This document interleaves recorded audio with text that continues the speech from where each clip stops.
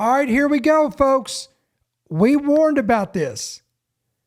I knew when that blood moon showed up on Purim on the Hebrew calendar over America with Donald Trump in office, I knew that it was a matter of time under this current administration of this 4-year term that Trump would be involved directly in a conflict with Iran, which biblically is called Persia.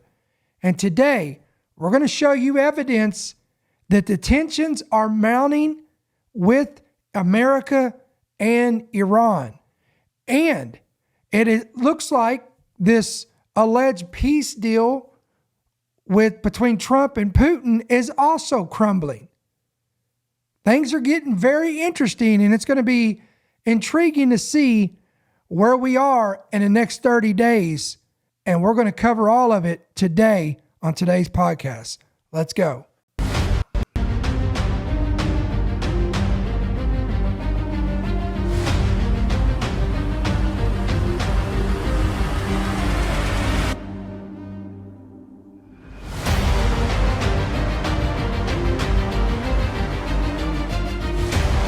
The following program is brought to you by friends and partners of End Time Headlines. All right, what's going on, everybody? It is Tuesday, April the 1st. We are 4 months, if you can believe it, 4 months into 2025. And we welcome you to today's broadcast. This is End Time Headlines, news and headlines from a prophetic perspective. And of course, I'm your host, pastor, founder, and voice of End Time Headlines, Ricky Scaparo. And we welcome everybody to the broadcast. Listen, if this is your first time joining us, as always, let us know in the comment section below or in the chat, wherever, depending on where you're watching from. If you're new and where you guys are joining us from, then I myself want to acknowledge that, and our admins will welcome you to the program as well. So listen, before we get started, as always, why don't you go ahead and smash that like button, help us get the word out. Take it a step further, subscribe to us here on YouTube or Rumble, whatever you may be watching from, and hit that bell notification as well. And then you're going to be notified of everything we put out here on these social media platforms. And as always, guys, we do have a free app. It's available on Apple and Android devices. Again, you can pick it up today, absolutely free. Go to your Play Store, whatever that looks like for you. Type in End Time Headlines. Look for our official ETH logo. Download it that way. Or if you're watching the video description of this, in the description of this video, it says download our free app. All you got to do is hit that link. And once you download it, hit yes to push notifications. And you're going to be squared away. And you're going to get every headline, every breaking news, prophecy update, every podcast that we put out. Everything's going to be right there at your fingertips.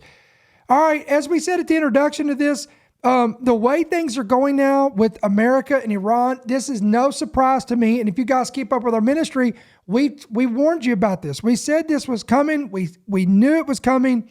People, they're quick to brush off these harbingers, these celestial signs. Jesus said in Luke 21, if you want a scriptural reference for this, Jesus said there will be signs in the sun, moon, and stars.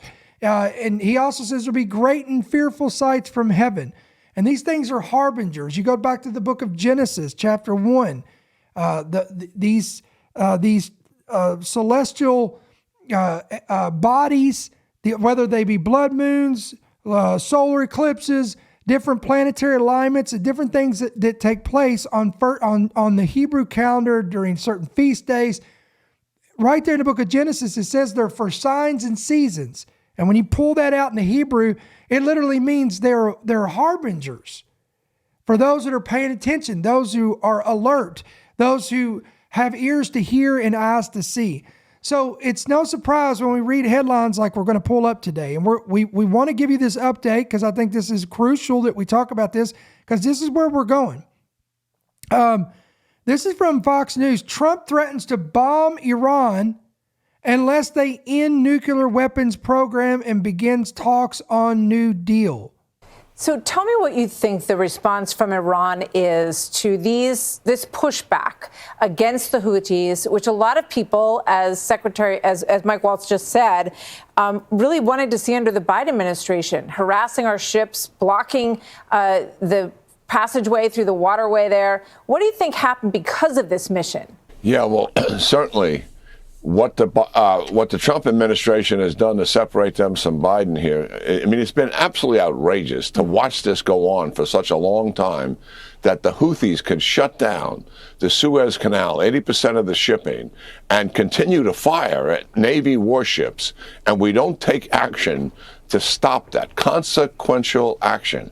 I know for a fact that the CENTCOM commander, who is in charge now, during the Biden administration, had recommended over 100 targets inside of Iran to stop their attacking U.S. troops in Iraq and Syria, and what the Houthis were doing to our naval warships and international shipping. And none of that was done. Now we have a president who's doing a consequential air campaign. We're 11 or 12 days into this. There's been over 100 attacks. This is not a pinprick that has been going on as it has been in the past. And he's pointing the finger directly at the Iranians and telling them to stop. Stop supplying the Houthis. Stop giving them the intelligence. Stop giving them the missiles. Stop giving them all the radars and other things that they're doing to facilitate their operations against international shipping and our warships. And that has beef behind it. That is not idle rhetoric, which the Iranians dismissed when it was made by the previous administration. And we know full well that President Trump has issued an ultimatum. He's using the word negotiations. It really is an ultimatum. Dismantle your nuclear enterprise, independent verification of it by a date certain, or suffer the consequences. Or suffer the consequences mean then the Israelis and the United States will dismantle it for you. All right, and Iran's Ayatollah, the supreme leader, responds with their own threat. So Trump, let's recap this. Trump threatens Iran, make a deal, dismantle the nuclear ambitions, or if not, America, along with Israel, is going to completely destroy and annihilate their nuclear program. And now the Ayatollah, the supreme leader of Persia, Iran, has threatened that this would spark retaliation. All right, Iran's supreme leader Ayatollah Ali Khamenei said Monday the U.S. would receive a strong blow if it acts upon President Trump's threat to bomb Tehran unless it reaches a new nuclear deal with Washington. Trump reiterated his threat again this past Sunday that Iran would be bombed if it does not accept his offer for talks outlined in a letter sent to Iran's leadership in early of March, which gave Tehran a 2-month window to make a decision. The enmity from the U.S. and Israel has always been there. They threaten to attack us, which we don't think is very probable, but if they commit any mischief, they will surely receive a, quote, strong reciprocal blow. And if they are thinking of causing sedition inside the country, as in past years, the Iranian people themselves will deal with them. Again, a threat. The Iranian people themselves will deal with them. All right, let's watch this. Overnight, Iran's supreme leader issuing a new warning to the United States after President Trump threatened to bomb Tehran. Ayatollah Ali Khamenei warning that America will receive a strong blow if it acts on President Trump's threat over negotiations on a new nuclear deal. News Nation's Tom Dempsey has the latest from Washington. Tom, good morning to you. We're starting to really get a clearer picture here of the president's plans to turn back the clock on Iran's nuclear program. That's right. Good morning, Mark. Some big comments coming from President Donald Trump, who says that if Iran does not make a deal to rein in its nuclear program, the United States may resort to bombing the country. He made these comments during a recent interview with NBC News. Obviously, a lot of attention on this, with President Trump putting it bluntly, quote, if they don't make a deal, there will be bombing, and it will be bombing the likes of which they have never seen before. But Iran's own president says the country has no plans to directly negotiate with the United States, writing, quote, we don't avoid talks. It's a breach of promises that has been caused issues for us so far. They must prove that they can build trust. But President Trump made it clear over the weekend he will not back down. And we're going to either have to talk and talk it out, or very bad things are going to happen to Iran. I would prefer a deal to the other alternative, which I think everybody in this plane knows what that is. And that's not going to be pretty.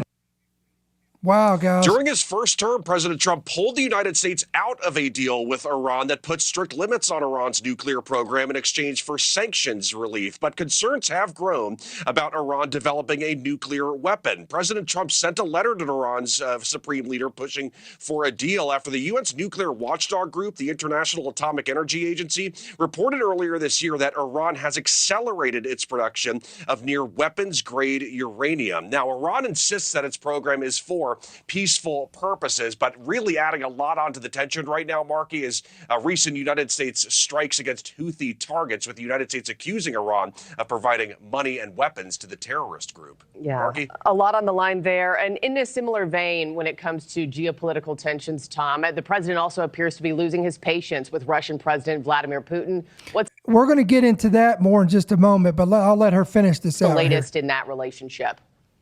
Well, so first off, President Trump saying he hopes to speak later this week over the phone with Russian President Vladimir Putin, but he once again really held nothing back, Marky, saying that he's, quote, pissed off with the Russian leader right now. And that's because of recent comments from Putin about how Ukraine should be put under control of other governments. The president has been pushing for a ceasefire, obviously, and says if Russia gets in the way of that happening, the U.S. will hit it with tariffs.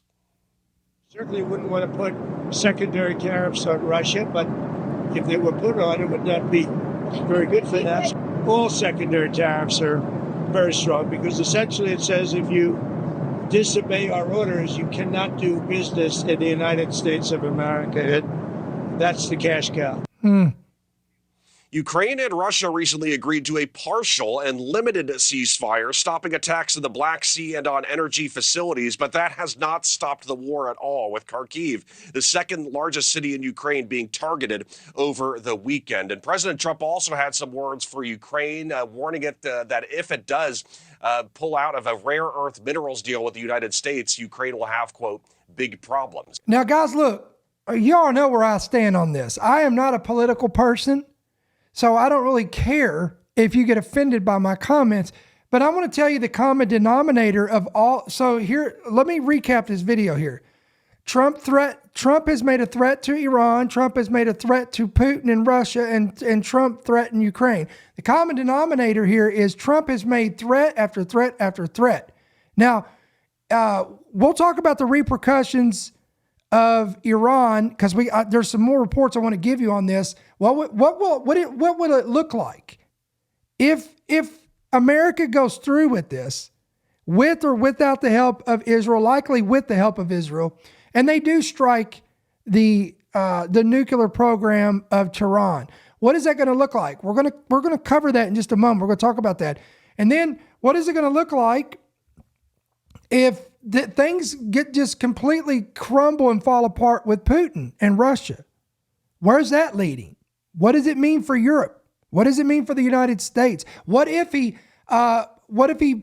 Trump falls through with this, or I should say, carries out this double tariffs on Russia and Putin, escalating the tensions there between Russia and America? And then what if Ukraine drops out of the rare minerals deal? What does that mean? So this is what's on the table right now, guys. This is why we're covering this. This is huge. So this is why we're talking about this, because this is a lot. This is a lot on the table. Now, we're going to show you some more reports here. We're still talking about Iran and the possibility that they're going to be in a direct war with America or America and Israel. Look at his headline: Iran's missiles are loaded onto launchers following Trump's threat. Now let's read a little of this. Iran has reportedly loaded missiles on launchers and is ready for, quote, retaliation. This is according to the state media that the threat follows U.S. President Trump's warning of bombing if Tehran refuses a new nuclear deal. According to Newsweek, the U.S.-Iran standoff has grown more perilous since Trump's return to the White House. Iran views Washington's maximum pressure policy, characterized by severe economic sanctions and military threats, as provocation, that has only deepened tensions. Tehran's rejection of direct talks stems from this policy, which it seems is undermining trust. The risk of military conflict continues to rise as both sides harden their positions. And guys, we'd love to hear from you. Let us know your thoughts on this in the comments below. If you think that Tehran and their nuclear facility will be bombed by America and Israel, hit yes in the chat. If you think it won't, hit no. I'd love to hear your thoughts on this. The state-controlled Tehran Times reported on X that Iran's missiles are loaded onto launchers in all underground missile cities and are ready for launch. The newspaper issued a stern warning stating that any escalation would come at a heavy cost for the U.S. government and its allies, aka Israel, we know of. The chief of staff of the Iranian armed force also issued a statement warning that any act of aggression against Iran will be met with a severe response. Now, here's what's interesting. I'm going to pull this back, and we got something else I want to show you in just a moment. But think about who is in an alliance right now. We just recently, and consequently, on the day of the blood moon in Purim, there was a meeting in Beijing with 3 world leaders who convened together, and you know why they came together? It was on Iran's nuclear ambitions. They came together knowing, listen to me, ladies and gentlemen, make no question about it. They knew the repercussions. They already knew how this thing was going to play out. And who was in that meeting, you ask? Well, it was President Xi of China. It was President Vladimir Putin of Russia. And it was the supreme leader, Ayatollah Khomeini of Iran. So you have Iran, China, and Russia that has formed this alliance. So what does that mean? What I'm telling you, friends, if this thing carries out, if America carries through with their threat under Trump and with the help of Israel or without the help of Israel, but it would be very, very unlikely that Israel would not be involved in this in some way, some form or fashion, whether it's intelligence, whether it's cyber attacks, whatever it may be. Make no doubts about it. If attacks are made against Iran, Russia and China is going to come to the aid of Iran. They have their full support. So now there's been talks. Are we in World War III? Have we been in World War III? And we could debate that all day. But I'm going to tell you right now, if this thing carries out and this thing gets and we see the fulfillment of this, if we see this thing come to fruition with this bombing of Tehran's nuclear facility, then it could get really bad real quick. Now let's show you another article here. Now this is from CBN. U.S. bunker busting bombers are already positioned in the Indian Ocean. Let's read this. President Trump warned Iran that if Tehran regime does not negotiate, things will go very badly. Trump's warning is the latest signal that military action by Israel and the U.S. may be the next major event in the Middle East. The president's comments came in an interview with NBC. We're not going to rehash all this. We've already talked about this. Let me go on down here. In the meantime, the U.S. is building an armed armada of B-2 and B-52 bombers in the Indian Ocean at the joint U.S.-UK base of Diego Garcia. CBN News military analyst explained that, quote, keep in mind the B-2 bomber was essentially built specifically to bomb the nuclear facilities in Iran. Let me say that again. The B-2 bomber was essentially built specifically to bomb the nuclear facilities in Iran. They have the capability of lifting what they call a massive ordnance penetrator, the largest bunker buster bomb the U.S. possesses. Halton indicated that President Trump's threats are unprecedented. The real question is, President Trump has said that if Iran does not come to the negotiation table within 2 months, that there will be military strikes. He have said this repeatedly and not even equivocating at all, that there will be military strikes on Iran. That's something the U.S. has not done before. So this would be pretty historic. Iran, again, we're not going to rehash all of this. The nation of Israel is also showing the world it stands ready to help countries in need. In Thailand, a joint team of experts from the Israeli Defense Forces and Ministry of Defense landed in Bangkok following Friday's massive earthquake. So what that's basically talking about is Israel's willingness to step up. So Israel's already said they're going to have America's back. So let's throw an hypothesis out here, shall we? So let's say that this does get carried out. America and Israel bomb Tehran's nuclear facility. If this was to happen, it would set off a complex chain of events that would be far-reaching in consequences. The operation would likely begin, this is a hypothesis, a hypothetical scenario, if you would. It would likely begin with a coordinated airstrike, leveraging Israel's precision-guided munitions and America's advanced stealth bombers, such as the ones we just talked about, the B-2 Spirit or F-35 jets. Targets would include key nuclear sites, aiming to destroy Iran's uranium enrichment capabilities and any potential weapons-grade material production. The U.S. would provide satellite intelligence, mid-air refueling, and possibly cyber warfare support to disrupt Iranian defenses. Meanwhile, Israel's Air Force would likely execute much of the strike given its proximity and vested interest. Because remember, Israel has wanted to do this for a long time. They've been waiting for the perfect opportunity, if you would. Iran's immediate response would depend on how much warning they even get.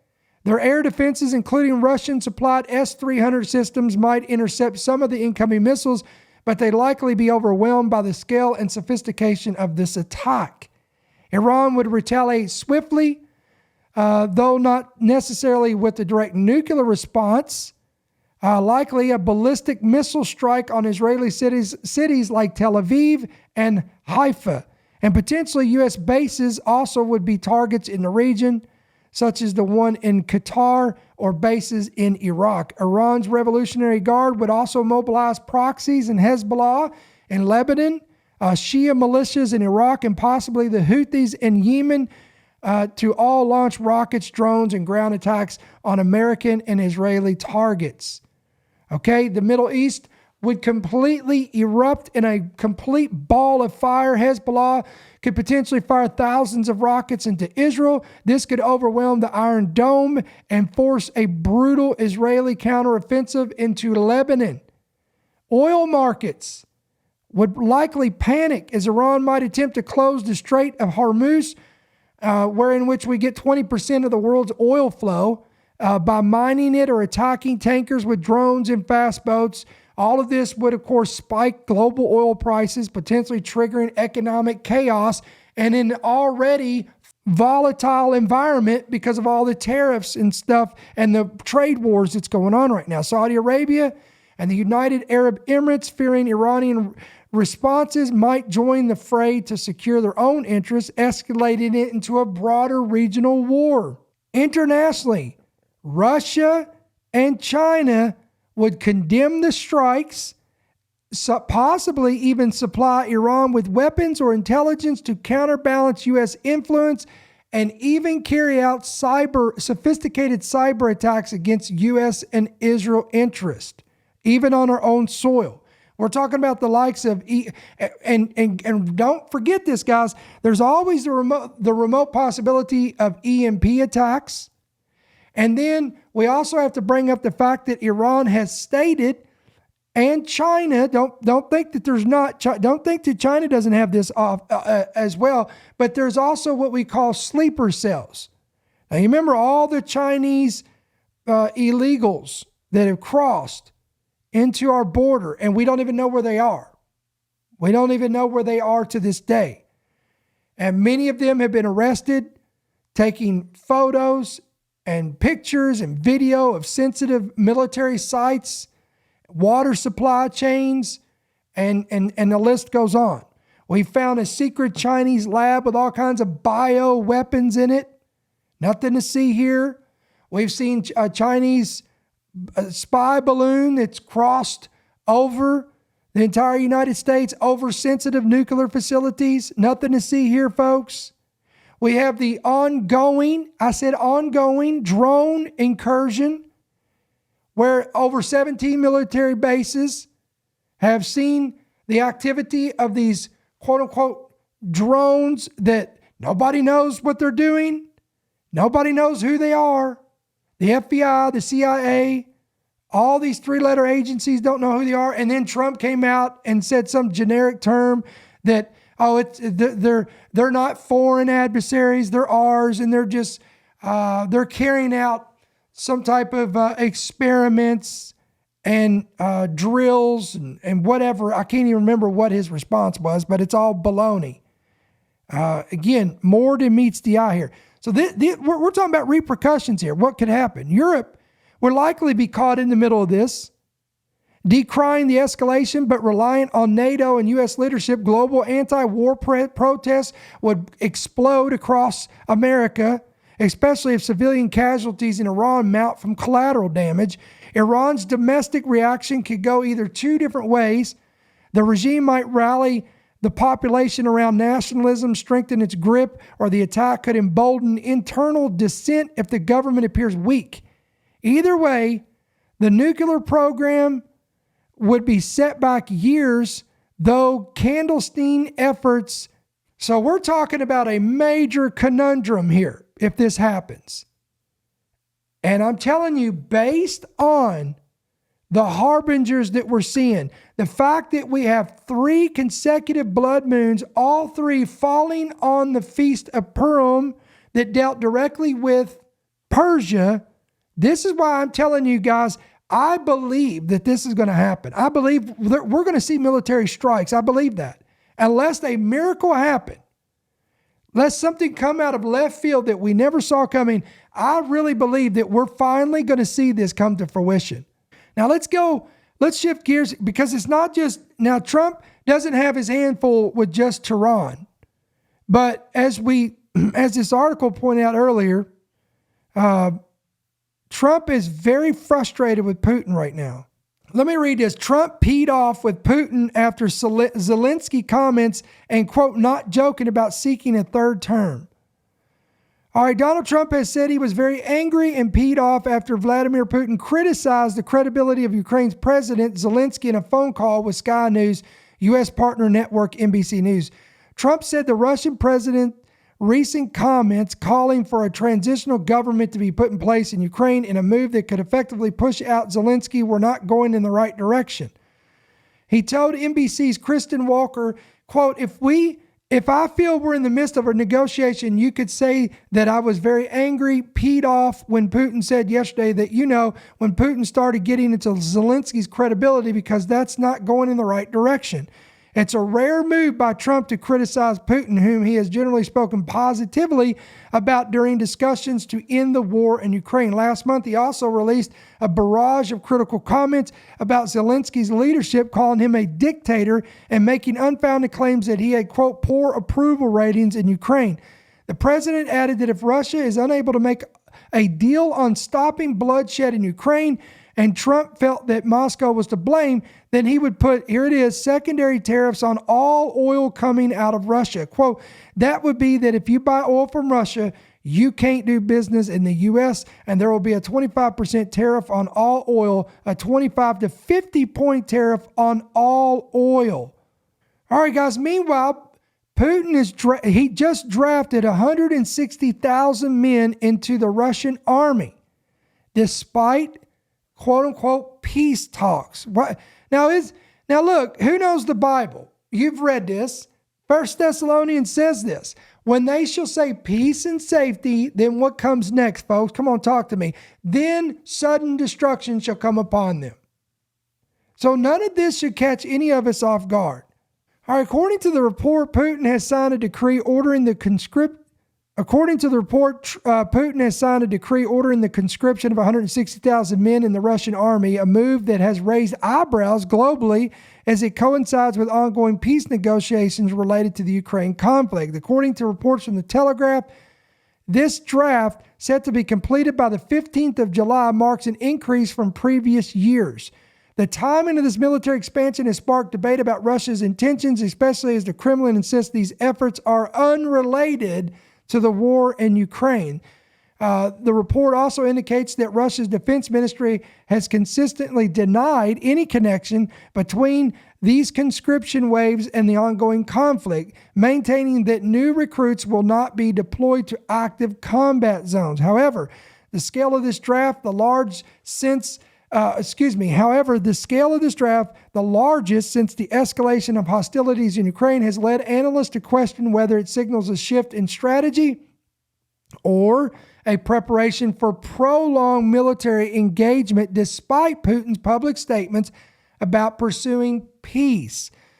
Adding to the complexity, the Kremlin comments suggesting openness to dialogue. Putin's spokesman indicated that Russia remains committed to, quote, building bilateral relations and on Ukraine settlement ideas, even proposing a potential call between Putin and U.S. President Donald Trump later this week. All right. Meanwhile, Russia has accused Ukraine of breaching tentative agreements by continuing attacks on energy sites despite a U.S. brokered ceasefire aimed at limiting such strikes. This accusation adds another layer of contention to the peace process, with Russia framing its military buildup as a necessary defensive measure. The draft decree that was published on the 31st of March aligns with this narrative, though it has not quelled skepticism from Western observers. Now, according to The Guardian, they pointed out that Putin's move could be a signal to both domestic and international audiences. Domestically, if it reinforces his image as a strong leader amid economic and political pressures. Internationally, it may serve as a warning that Russia is prepared to escalate if peace talks fail. The article quoted an unnamed diplomat cautioning, quote, if the diplomats cannot move the peace process forward, the military will do all the talking. Folks, all right, so I wanted to give you this update. Now, I want to spend the next few minutes and show you I'm going to show you the prophetic perspective of where this is leading. We have to remember, keep in the back of your mind, guys, we have to get from now, which is 2025, as of the recording this Tuesday, April 1st, we have to get from here to eventually, we have to get to Ezekiel 38:39, the fulfillment of Gog Magog. And in order for that to happen, there's got to be some things happen.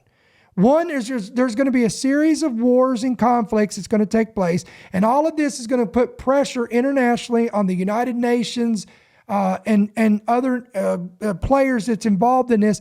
And they will demand peace and safety. Okay, so this is what's going to, and in my opinion, it's things like this. It's going to initiate these peace negotiations, peace contracts, peace treaties. These things will be presented. They'll be brought forth. They'll come in light of all these conflicts. Okay, and then Israel, and look who's all involved in this: Israel, Russia. Okay, Iran, all of these are players in Ezekiel 38:39. Now, we've talked about America. America's not directly mentioned in Gog and Magog, but now, and we've done a whole podcast on this, guys, so I don't want to rehash all that, and we could speculate why they're not and throw up different scenarios, but I don't want to go in that direction. What I'm saying is, in order for us to get there, to Gog Magog, these things must happen. These things have to take place. And isn't it interesting that you have an alliance of China and Russia and Iran? Okay, two of those three are in a coalition together in Ezekiel 38:39. They come down and attack Israel when Israel has let down their guard, let down their gates, let down their security, and they're living in unwalled villages and cities in the latter days in a place of peace and safety. And then, of course, we got to get to Daniel 9:27, because this is the guy who confirms the treaty with Israel and the surrounding nations. And it's a time of peace and safety. So all of this, these are what I call prophetic stepping stones. These are previews to the big show that's coming. So, as always, guys, we leave you with Luke 21:28. Jesus said clearly, when you begin to see all of these things coming to pass, look up and lift up your heads, because your redemption is drawing near. So guys, I pray that you've been blessed by this quick update. I don't want to spend a long time on this tonight, but nevertheless, we wanted to get you an update on what's going on. Again, as always, hit that like button, help us out, get this pushed out there, subscribe, hit that bell notification, download our free app today, pick it up on Apple and Android devices so you can stay up to date. And as always, guys, if this ministry blessed you, encouraged you, equipped you, informed you, all the above, we pray that you will pray about becoming a monthly partner. You could do that two different ways. You can give electronically through different avenues there, through the app, through the website, right there on YouTube, or you can give by check or money order right there on your screen. End Time Headlines, P.O. Box 1391, Monroe, Georgia 30655. I don't know if you guys have noticed, but our main website has gotten we told you that facelift was coming. We've got that. That's in the works. It's still, you can see it now, but we've got a couple things we need to tweak on there. So a whole new facelift to the main website, the main page on the desktop view. You can really see it on the desktop view, but you can notice it on the mobile view as well. Also, guys, I want to apologize. We were not able to come on last night for our Monday night prayer. It takes a lot for me to cancel, but I was not feeling very well at all yesterday. The high pollen count, storms. I had a migraine, body aches. It was pretty rough sailing. I feel a lot better today. Thank you for your prayers. Now tomorrow we will be flying out, April 2nd. We will be flying out to Virginia. I would love to ask for you guys to keep us in prayer for safe travels. No shenanigans, no layovers, no delays, none of that nonsense in the airport or in the plane or travel. I pray and I appreciate your prayers of safety. We're going to be there from tomorrow and we'll be back Sunday night. But we're recording content, so we'll have content up here. We'll be off tomorrow, which is Wednesday, which is typical. And then we'll be back on Thursday and Friday night. Okay, so Thursday night, Friday night, don't miss it. We'll have some podcasts and we'll have some content to bring you on Thursday night and Friday night. So until we see you guys on the next one, I pray that the Lord bless you, may He keep you, and may His countenance shine upon you. We'll see you then. Thank you for listening to the End Time Headlines podcast. We pray that you've been blessed and equipped by today's message. For more information about how you can help partner with our ministry, please visit endtimeheadlines.org.